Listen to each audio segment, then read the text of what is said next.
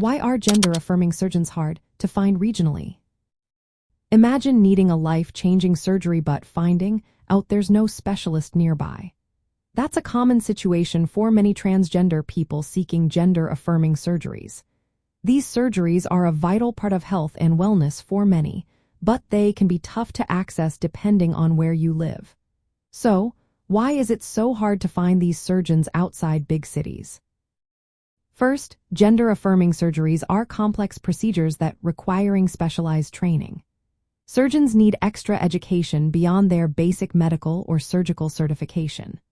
For example, a plastic surgeon or urologist might be trained in general procedures, but only a small number pursue additional fellowships or courses focused on gender-affirming techniques. These programs are limited and mostly found in larger medical centers or academic institutions, which are often in urban areas. Because of this, surgeons with the right skills tend to be concentrated in certain regions, leaving rural or less populated areas without access. Second, demand for these surgeries has grown a lot in recent years. From 2016 to 2019, the number of gender-affirming procedures in the United States tripled or more. But the number of surgeons trained to do these procedures has not increased at the same rate. Training takes time and resources, and developing new programs is a slow process.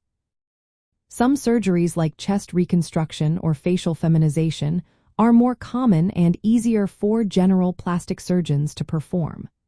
But more complex surgeries like phalloplasty or vaginoplasty requiring highly specialized skills and teamwork, making them even rarer outside major centers. Third, most specialized surgeons work in cities or university hospitals that have dedicated transgender health programs. These centers often have the resources and experience to handle complex cases. Rural or smaller towns usually lack these facilities, which means patients have to travel long distances for care. This can cause delays, added costs, and limited options for those living from urban centers. Fourth, systemic barriers also play a role. Insurance coverage can be limited or complicated, making it hard for some to afford surgery. Discrimination and bias from healthcare providers can make it difficult to get referrals or find supportive providers. Even when surgeons are available, navigating the healthcare system can be challenging for transgender individuals. Finally, external factors like the COVID-19 pandemic caused many elective surgeries to be postponed or canceled temporarily. This slowed down access even more and worsened regional shortages. All these factors combined make it clear why finding a qualified gender-affirming surgeon outside major cities is so difficult. Expanding training programs, increasing the number of qualified surgeons, improving insurance coverage, and creating more dedicated clinics in underserved areas are key steps to fixing this. Telemedicine and coordinated care models can also help bridge the gap where in-person expertise is limited.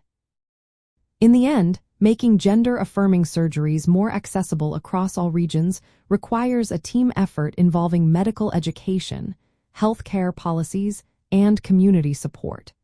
It's about ensuring everyone can access the care they need, no matter where they live.